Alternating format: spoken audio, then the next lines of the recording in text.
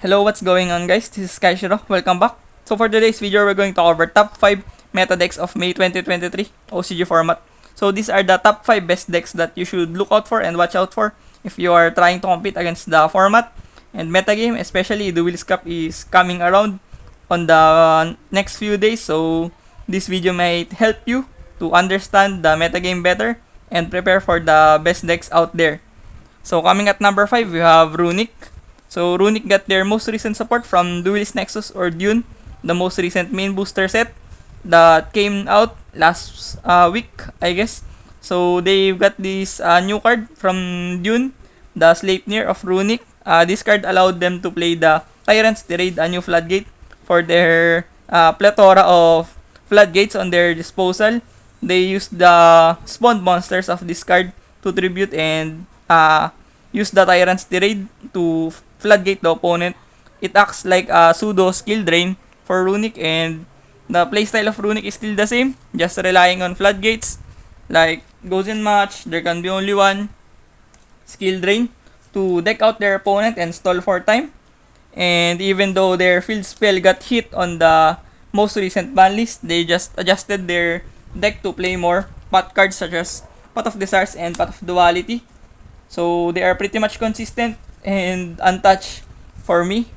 And their going second is not that shabby also. They can play Rasphere mode and Lava Golem that can break boards of many other combo decks on the format. So I think that Runick is a very versatile deck that has a powerful turn 1 and can easily break boards when going turn 2 due to their spell cards and quick play cards that can destroy boards, and side deck cards such as these to annihilate the boards of the current meta decks right now. I personally think that Runick should get hit on the next ban list because this deck is too cancerous for me. To be honest, I don't like the mechanics and playstyle of Runick, and it is degenerate for me, to be honest. So I genuinely hope that Runick will get hit on the next ban list. And their Bane are the usual ones, the Cosmic Cyclone and Evenly Match that can out their field spell from the game. Because if Runick doesn't have their field spell, they are pretty much screwed all the time. So I think that Runick is getting benefits from the shape of the metagame because a lot of players are preparing on the very best decks such as Purely, Mathmech, and Branded, and Kashtira, and Tearlaments, and Superheavy Samurai, Adamantipator. So their side deck are not prepared for Runick, to be honest. That's why Runick and also Labyrinth are getting some traction to stun the decks right now on the format. So yeah, I think that Runick is a deserving number 5 on this list because of their unpredictability and stunning potential. Coming at number 4, we have the Branded. So Branded is a all-time running deck for me. It's been a year due to the dominance of Branded when the Sword Soul and Branded and Adventurer Tenyi format came out last year. I guess last 2 years, to be honest. It's been 2021 since that. So I think that Branded is still good right now because they can play Bestial on their deck. Bestial is very atrocious on the format because it can stop the evergreen Tearlaments. You can just banish the Tearlaments monsters on their graveyard when they're being milled by the Bestial monsters to prevent their fusion summoning mechanic. And also Mathmech also has their Sigma that is pivotal to their combo line of play. So you can use Bestial to out the Sigma on their graveyard to prevent them from doing their shenanigans. And they also have built-in hand traps such as Bestial and this Tri-Brigade Mercourier that is easily searchable within the deck. So I think that Branded is a very well-versed mid-range deck currently. But the problem is still the same. One Ash Blossom on Branded Fusion is very detrimental against them. It is very crucial to resolve the Branded Fusion on a lot of occasions on the current format. That's why I think that this deck can be little bit, fragile sometimes because one hand trap can definitely destroy their chances of winning. And Ghost Bell also are gaining traction due to Mathmech because of the super factorial that can be easily cancelled by Ghost Bell. So Branded suffers also with Ghost Bell on the main deck or side deck of many players right now. So yeah, I think that Branded is a number 4 best deck on this format. Moving forward, at number 3 we have Superheavy Samurai. So this deck is very disgusting, to be honest. If Runick is disgusting, this is more disgusting because it can make a stupid board. It can create a lot of negates on their board setup, and this deck can really FTK you or first turn kill you, to be honest. It can burn you damage and do such crazy things on the current format. The only cards that are stopping Superheavy Samurai from dominating the format is the inclusion of Droll and Lockbird on the player's main deck on the current format.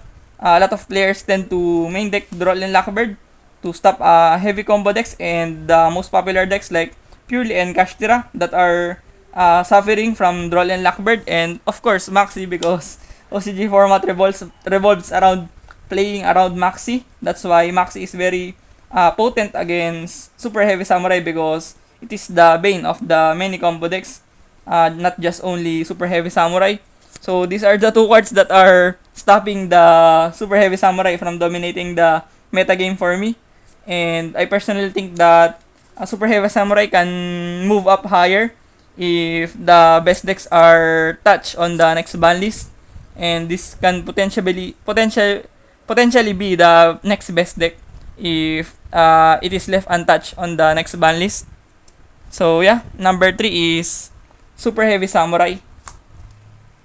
Coming at number 2, we have Mathmech with their most recent support from the Sayak. Actually, not recent, a while ago. But yeah, they are supported with the Spirit Monsters with Aratama and Sakitama. So this is the most included cards on their main deck to support their rank 4 plays and extend their boards.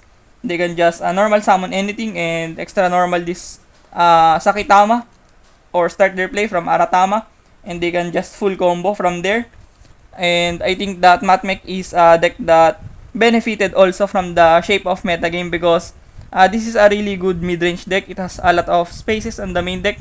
It can incorporate 15 to 12 and even 18 sometimes hand trap slots and utility card slots on their main deck.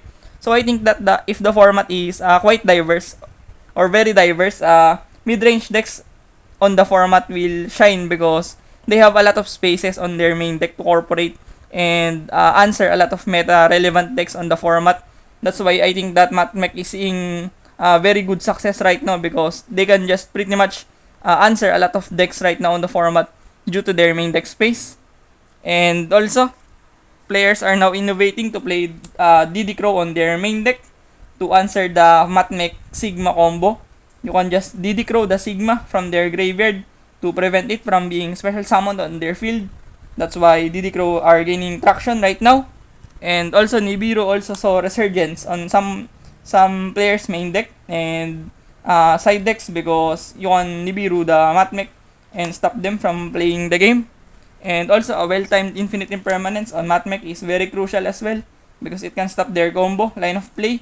But I personally think that Mathmech is a deck that you should go for if you are trying to compete against the huge tournaments or big tournaments because it has a lot of main deck slots as I have said earlier, and also Mathmech can really do damage on a lot of decks because it can set up multiple negations with the Dark Fluid Dragon that can send the Myriologic Aggregator and the Fusion Cybers of Mathmech. So yeah, I think that they can set up a lot of negates and technically win the game from going first. So yeah, I think that Mathmech is the second best deck on the format with Spirit Engine.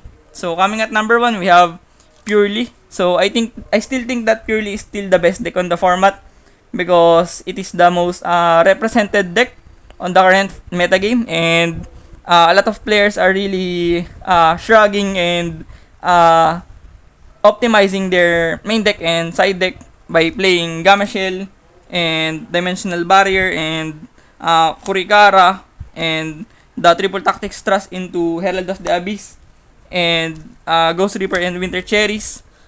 They have a lot of answers on their main deck and side deck just to out the Expurlinor of Purely, because this is a very good deck that can win the game from just summoning Expurlinor.